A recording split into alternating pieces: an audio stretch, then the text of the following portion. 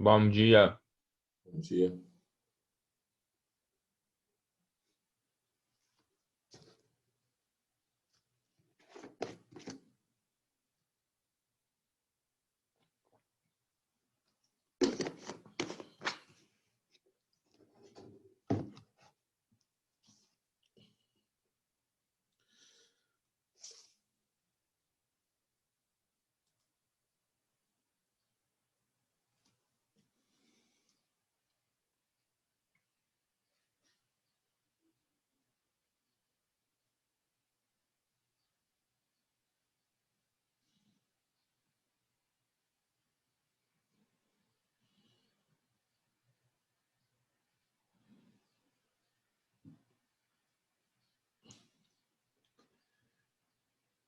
Espera só mais um pouquinho, galera, para a gente poder começar nossa aula, né? São aula de 11 horas, assim, nossa última aula do dia. Galera, hoje vamos falar das leis de Newton. E eu quero pontuar para vocês que estamos na nossa aula...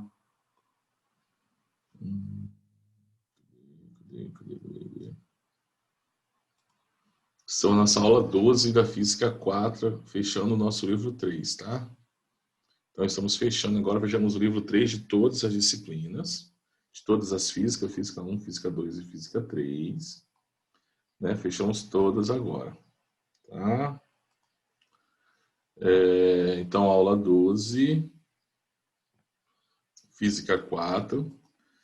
Deixa eu abrir mais um livro. Vou abrir agora o livro 4, da Física 4 também. Não é isso, acho que eu no segundo ano.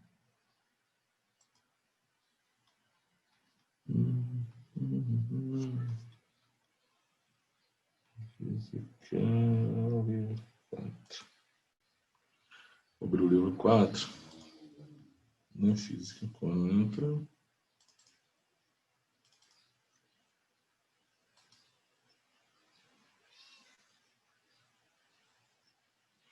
Então, galera, olha só. Eu vou começar num slide. O slide contempla as aulas 12, 13, 14 e 15 e 16. Então, 12, 13, 14, 15 e 16 da Física 4. Então, vamos contemplar a última aula do livro 3, a primeira, segunda, terceira e quarta aula do livro 4 da Física 4. Então, meu slide aqui, e depois vou mandar uma lista de exercícios para vocês das leis de Newton que caíram no Enem, que vocês precisam, né, fazer.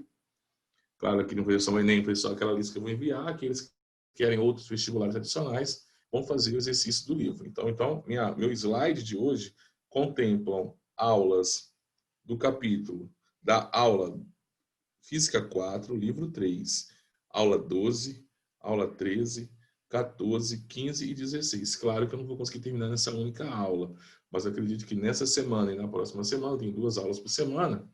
Então, a aula de hoje e acho que é de amanhã, se não me engano. Então, as 2 aulas dessa semana eu vou estar falando sobre as leis de Newton, nas aulas da semana que vem também. Vou resolver exercício, mostrar aplicações para vocês, e a partir daí vou mandar uma lista de exercícios para vocês somente com questões do Enem. Tá? E as questões vestibulares vocês encontram na apostila de vocês. Caso tenha alguma dúvida extra aí de alguns exercícios do livro, é só pontuar para mim, que a gente faz sem nenhum problema, tá? Então vamos para o nosso slide. Eu tenho que mandar o slide para vocês também, tá? Gente, deixa eu ver se eu... Deixa eu pegar aqui o slide. Eu vou fazer isso, vou colocar esse slide logo lá na sala de vocês, porque eu acabo depois me esquecendo disso. Aqui, física, mecânica, dinâmica, leis de Newton.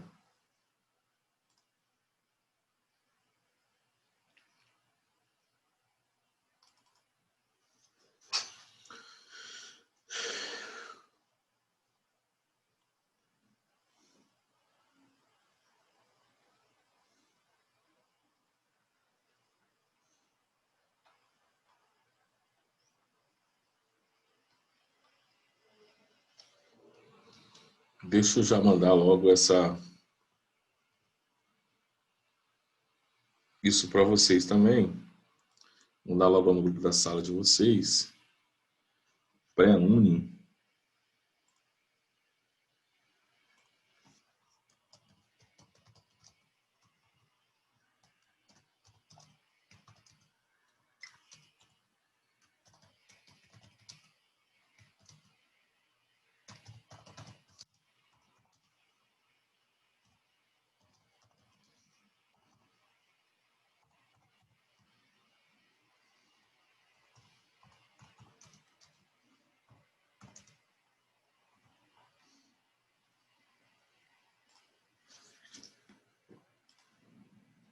Eu estou alimentando o grupo de vocês lá, só para poder não ter... Só para não esquecer de fazer isso. Eu vou alimentar lá. Física, mecânica. Então aqui nós temos as leis de Newton.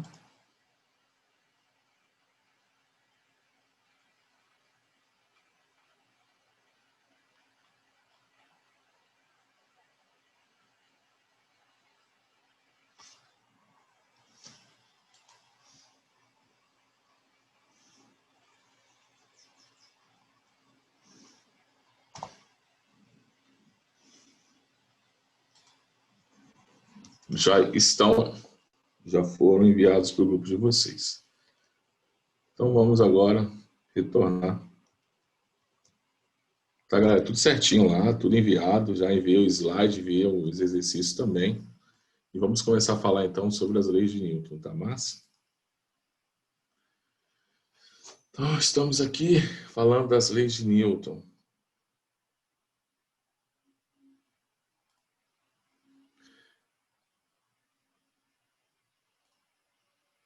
Então, galera, ó, leis de Newton, nós começamos agora a falar um pouquinho de dinâmica, né? Dinâmico é a parte da física que estuda as causas do movimento. Aí, olha só, galera, ó, a gente pergunta assim no Enem como é que isso cai, né? Então, já está aqui, ó. Vou colocar tudo aqui, ó. Nós temos 13 provas, incluindo 11 provas primeira aplicação, mais 2 segunda aplicações. 178 questões de física, dessas 14 são por prova. Só de mecânica nós temos 64 questões, dessas 64, 31 questões são só de dinâmica da matéria que nós começamos a estudar agora. E só a lei de Newton nós temos 13 questões, ou seja, toda a prova cai uma questão falando sobre as leis de Newton. Então nós temos que aprender, porque as questões que caem são questões teóricas. Então vamos começar a falar um pouquinho sobre as leis de Newton, sobre as leis de Isaac Newton, né? A teoria, falando um pouquinho sobre as questões a lenda sobre a queda da maçã, né? As explicações e a aplicação matemática que sustentaram as leis de Kepler para a gravitação universal, tudo partiram desse cara, né? Esse cara também, né? Fugindo, né? Em um momento de quarentena, né? Assim como nós estamos vivendo, ele fundou essa ciência que nós chamamos de física, né? Então ele também fugindo, né? De uma peste que alastrava-se pela Europa, ele foi para o interior, na casa da sua mãe, né?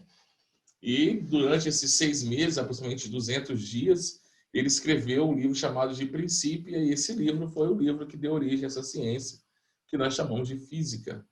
E nesse livro falava sobre as suas 3 leis, mais a lei da gravitação universal. Esse cara aí.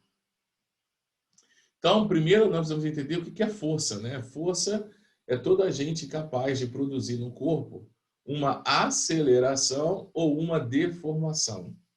Quando eu restringo a aceleração, eu penso, opa, eu penso assim, cara, se tem aceleração, o que essa aceleração vai causar? Vai causar alteração da velocidade. Então, toda vez que uma força for aplicada em um determinado corpo, ou eu altero a sua velocidade, então pensa em alterar a velocidade, não pensa só em módulo, eu posso mudar a direção ou o módulo da velocidade, ou eu vou causar uma deformação. Por exemplo, aqui, ó, o que causou essa deformação nesse carro? Uma força a ele aplicada. Tá? As minhas forças, de acordo com a sua ação, ou seja, a condição para que ela possa agir, elas serão classificadas em forças de contato, são aquelas forças que só surgem quando há contato entre os corpos. Aí eu tenho exemplo de força elástica, tração, atrito, normal. São só exemplos de forças que, para existirem, precisa de ter contato para que essas forças surjam.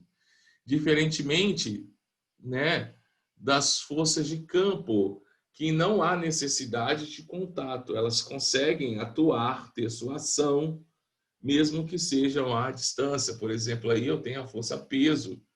Nenhum objeto precisa estar em contato com o centro gravitacional da Terra ou com a Terra para que sofra ação gravitacional do campo gravitacional terrestre. Muito menos para eu atrair um objeto ferromagnético, não há necessidade de eu ter que tocar o ímã nesse material ferromagnético. Eu posso simplesmente aproximar. Então, quer dizer que, à distância, essa força causa uma aceleração ou uma deformação, dependendo de como ela está sendo, dependendo da sua ação. Tá claro?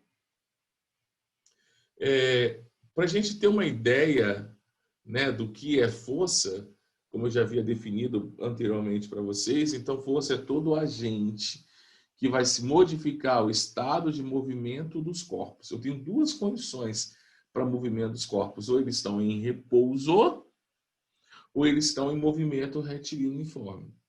Se a condição inicial desses corpos forem alteradas, ou seja, se ele está em repouso e não está mais, se ele estava em movimento retilíneo uniforme, ou seja, se ele estava em uma trajetória retilínea com velocidade constante e ele curvou, ou a sua velocidade aumentou ou diminuiu, é porque eu tenho ação de uma força. A princípio, força é uma grandeza vetorial, logo, para ser caracterizada, ela vai precisar de ter módulo, direção e sentido. Por isso que é comum a gente representar as forças por vetores, ou seja, segmentos orientados de reta. A força peso, ou simplesmente peso, é uma força de atração gravitacional que é a Terra que exerce sobre os corpos. Tá claro?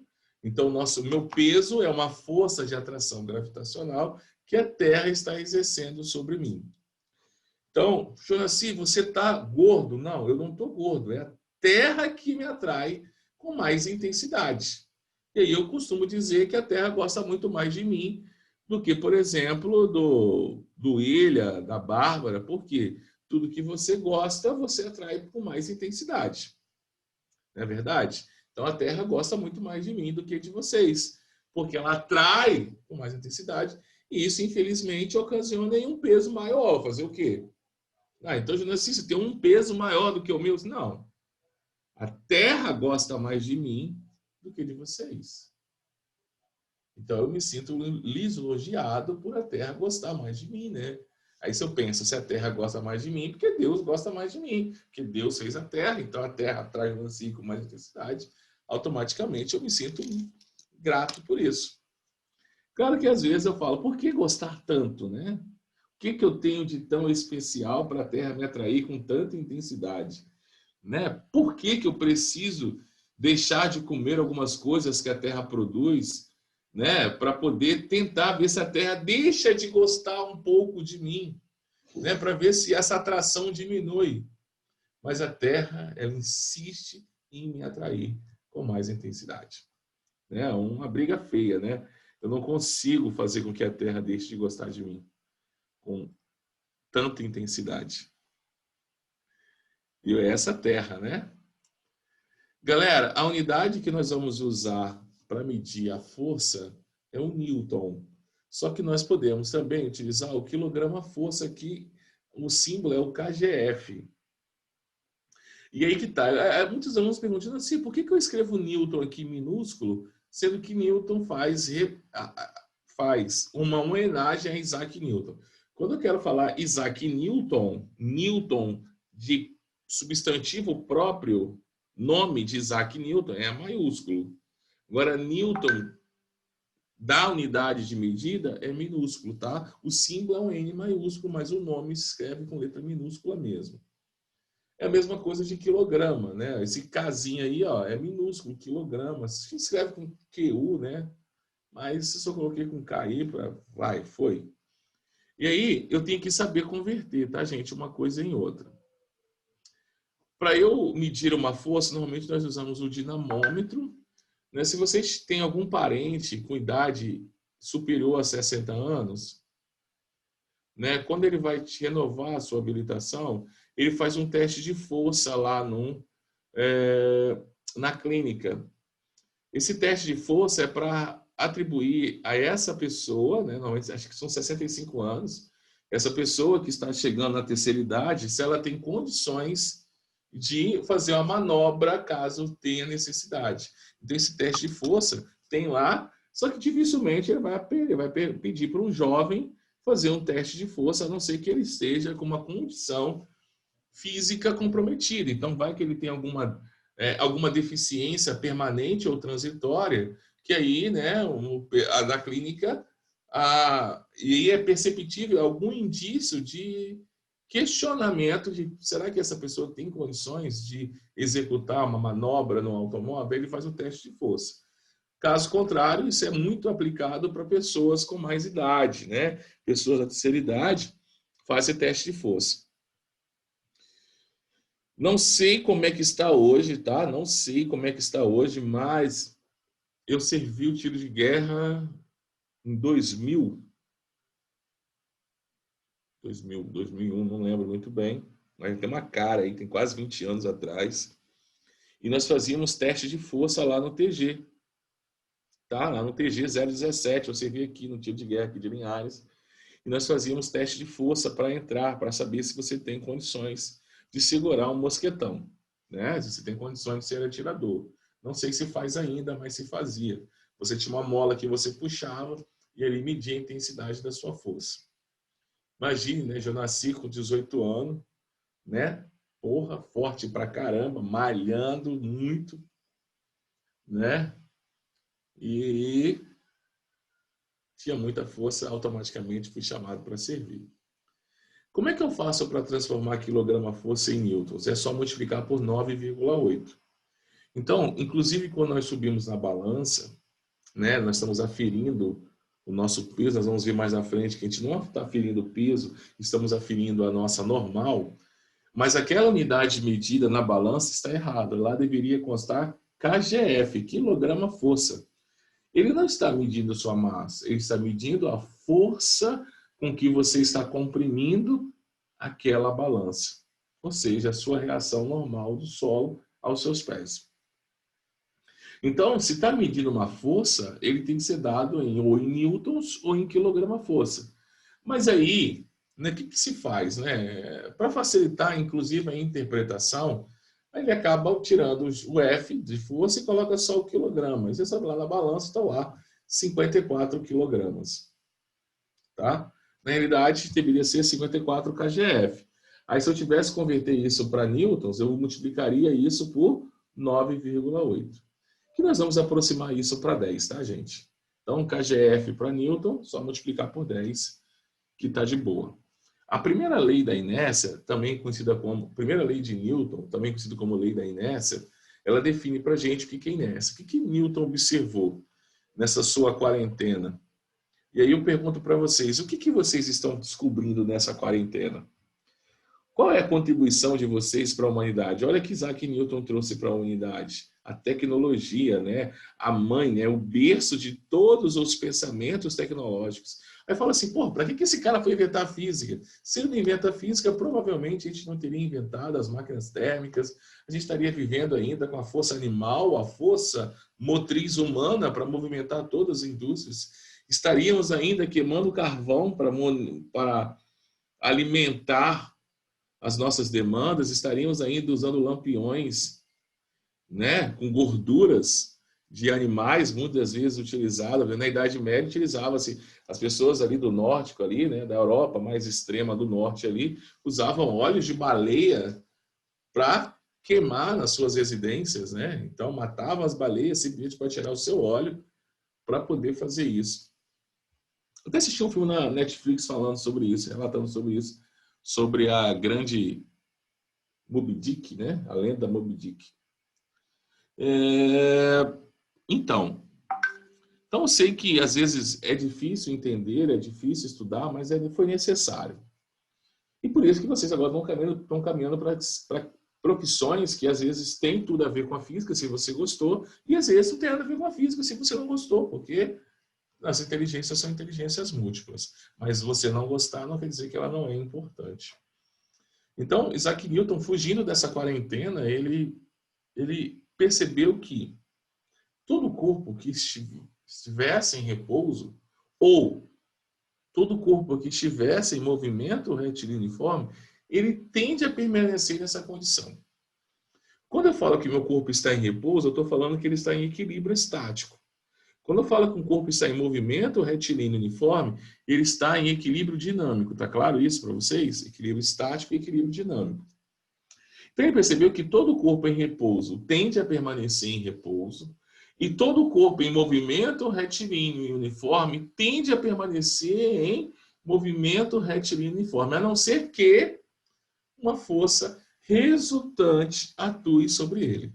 Não quer dizer que um corpo em repouso não está sob a ação de forças, quer dizer que a resultante das forças que agem nesse corpo são nulas. Então, por exemplo, nesse exato momento aqui, eu estou pelo menos sob a ação de duas forças. A força de sentimental da Terra em relação a mim, que é a força peso, que modesta parte ela já disse para vocês que ela gosta muito de mim. Então ela me atrai com muita intensidade. E ao mesmo tempo eu tenho a cadeira impedindo eu de eu ser atraído para esse centro gravitacional.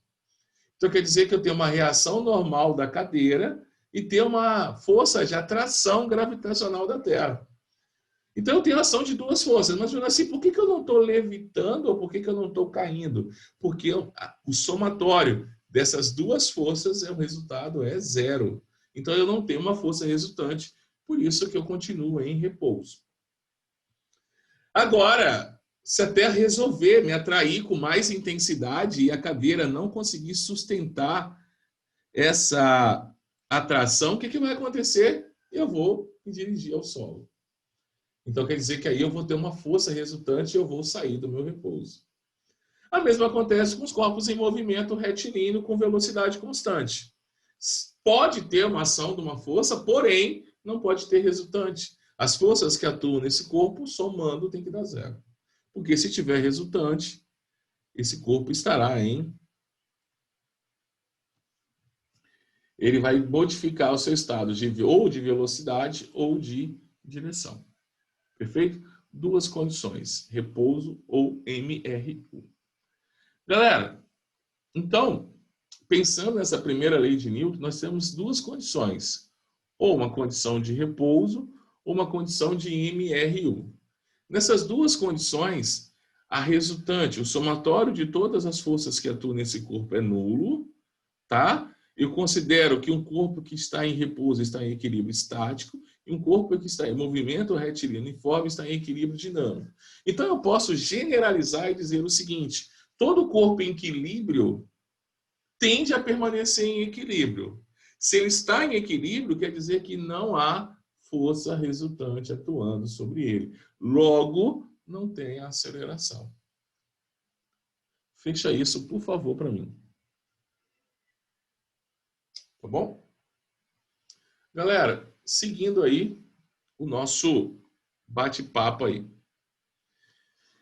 Galera, a gente muito se questiona sobre imponderabilidade. Quem já foi nessas parques aí, que tem esses elevadores que vocês vão subindo, eu acho que no Yahoo tem, né? Não sei se por aqui no estado tem, mas tem esses elevadores que... Deixa eu colocar o celular para carregar aqui. Esses elevadores que vocês vão subindo, e você do nada você cai. Você tem uma sensação de frio na barriga, né? Uma sensação estranha, né? Esse frio na barriga nada mais é... As nossas vísceras são soltas, tá, gente? Né? Nossas vísceras abdominais, elas são soltas. Nós temos ali o peritônio ali, né? Aquele tecido epitelial que reveste nossos órgãos centrais, mas eles são soltos. Tem algumas...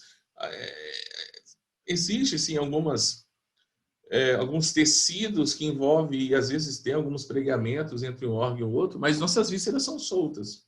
Então, quando você cai de vez, automaticamente pode acontecer de você ter um deslocamento, meio que parcial, mas não um deslocamento que vai causar um dano para vocês.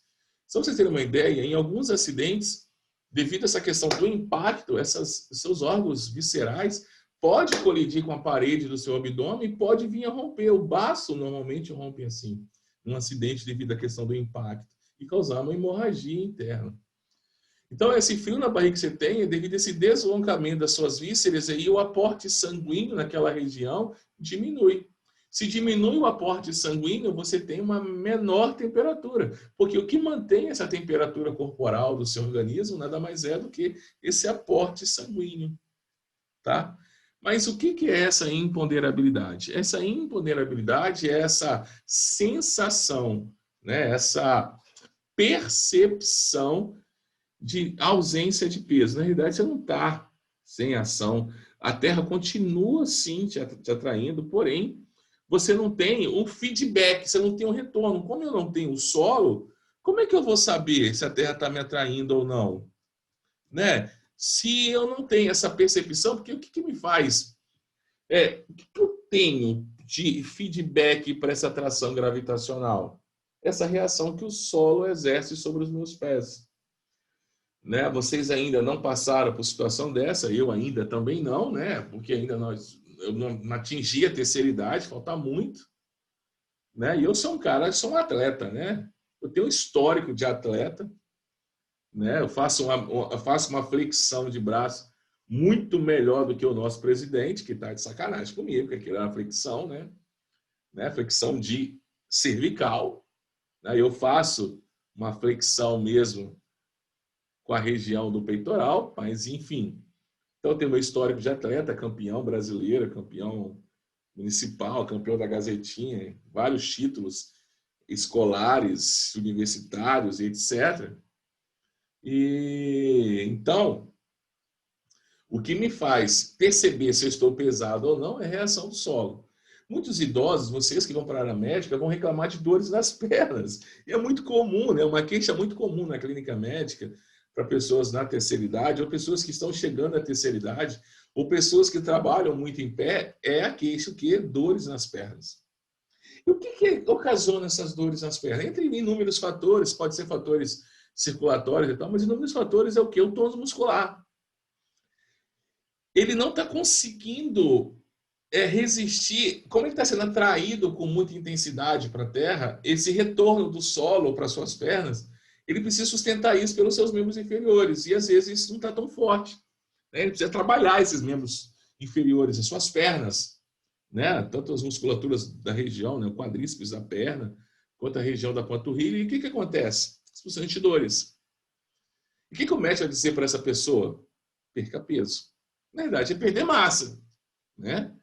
Por quê? Se eu diminuir a minha massa, automaticamente eu vou diminuir essa atração gravitacional. Consequentemente, a reação sobre os meus pés também vai diminuir. Então, uma condição para melhorar isso, eu tenho duas. Ou você aumenta a sua musculatura dos seus músculos, dos seus membros inferiores, isso para uma pessoa de mais idade é quase que impossível, né? Melhorar o cambito depois dos 50, 60, não vai melhorar.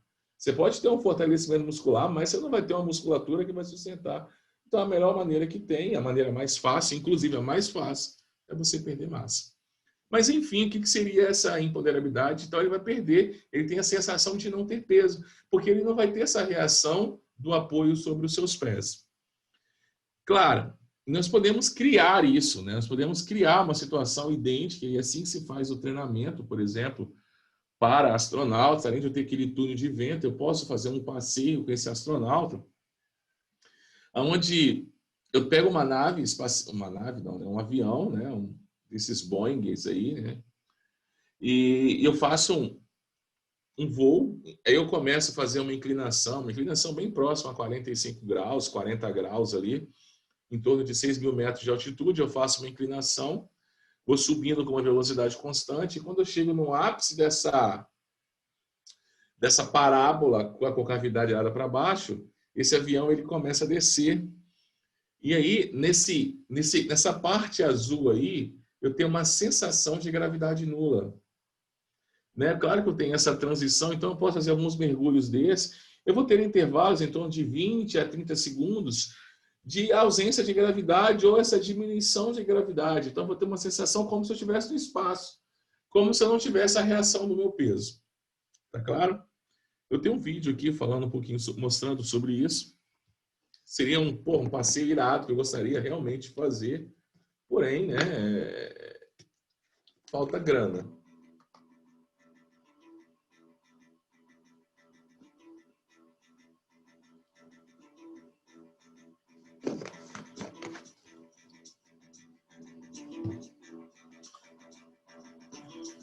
Então, esse aqui seria um Boeing, né? Não sei as credenciais, não sou bom nisso, né? Então, se pode fazer um treinamento com isso. É aberto ao público, tá, gente? Então, quer dizer que você, com uma merreca, né? Você pode, sim, fazer um passeio desse nos Estados Unidos. Você faz um treinamento primeiro num túnel de vento, coloca aquele macacão azul, alguns com símbolo da NASA, olha que massa, dá para tirar, né, bombar seu Twitter, seu Instagram. E olha só as pessoas aí começando a experimentar essa ação de gravidade zero. Tá? Então, olha só como é que elas estão aí, ó. Ó o tio aí, todo feliz, todo levinho, não tem dor na perna, não tem nada.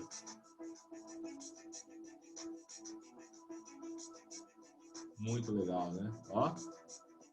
Eu acho que até aqui o nosso presidente conseguiria fazer essa flexão de braço. Olha aí, ó. Tiozão fazendo com o braço só. Olha aí, ó. Olha que fácil. Então aqui nós temos com a gravidade próxima à gravidade lunar, olha só. Muito massa. Ó.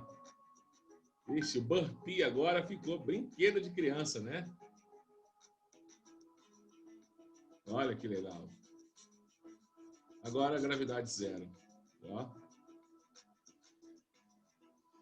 Galera, vou voltar lá para o nosso slide, né? Nós temos algumas coisas para discutir. É possível fazer esse voo, né?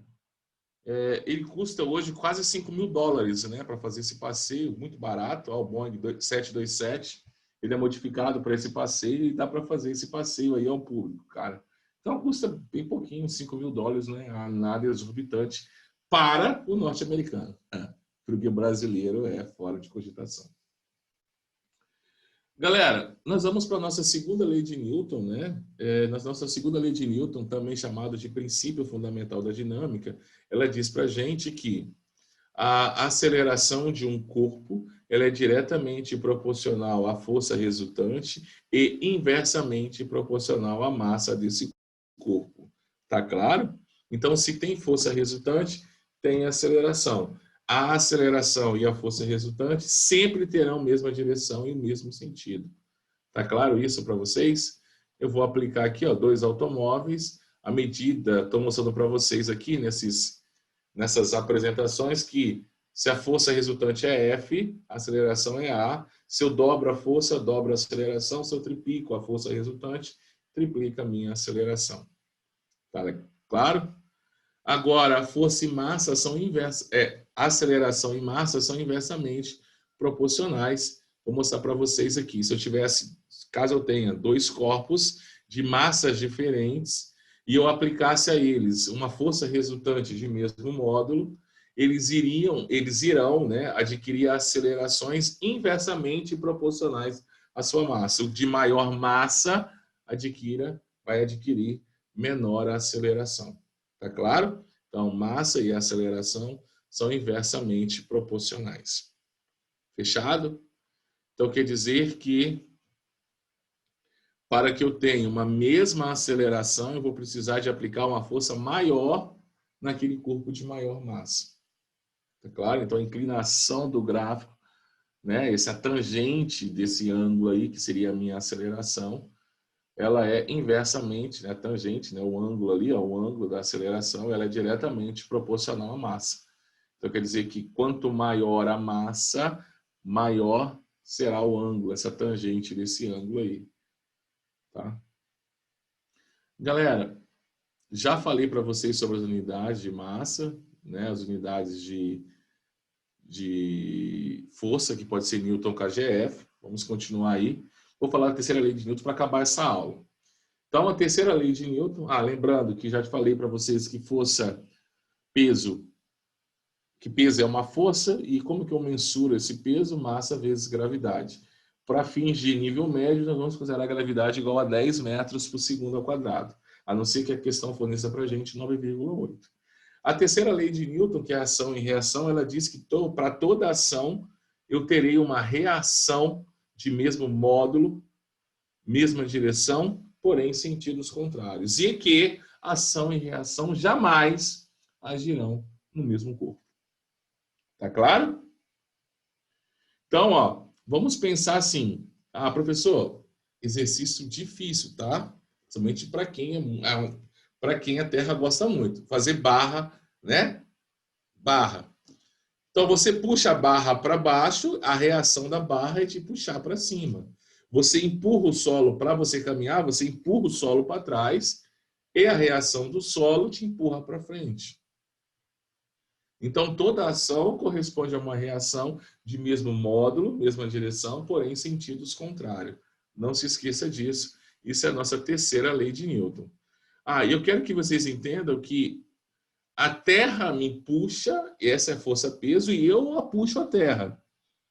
Porém, como a minha massa é insignificante em relação à massa da Terra, é eu que vou em direção à Terra, não a Terra que vem em minha direção. Tá claro isso? Então, a reação ao peso se encontra lá no centro gravitacional da Terra, não no meu apoio.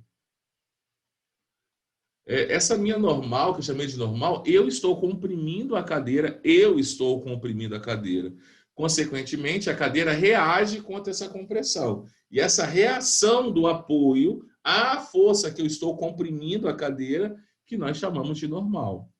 Então, eu não posso generalizar e falar que a minha normal é igual ao peso. Nós vamos ver nessas aulas que normalmente só tem uma situação em que a normal é igual a peso, quando a superfície é horizontal e plana. Qualquer outra situação diferente dessa, a minha normal será diferente do peso. Eu posso ter normal maior ou menor do que o peso. Nós vamos ver em cada situação que se enquadra isso. Mas jamais eu posso afirmar que a normal é a reação ao peso. Não. A normal é a reação da compressão que você está exercendo sobre o apoio. Tá? Fechado? Aqui, ação e reação. Fechou para a gente. E aqui a gente começaria com algumas questões. Então, nós fechamos a nossa aula 12, fechamos nosso livro 3 e agora nosso livro 4 na próxima aula. Beleza, galera? Vou fazer alguns exercícios com vocês. Esse aqui e a do Enem, acho que 2018, que caiu. Resolvo ela com vocês na próxima aula. Por hoje, eu quero agradecer a participação de vocês. Tenham um ótimo dia, né? Um ótimo almoço aí. Tá? E até amanhã, se Deus quiser e assim nos permitir. Um abraço. Fui. Valeu.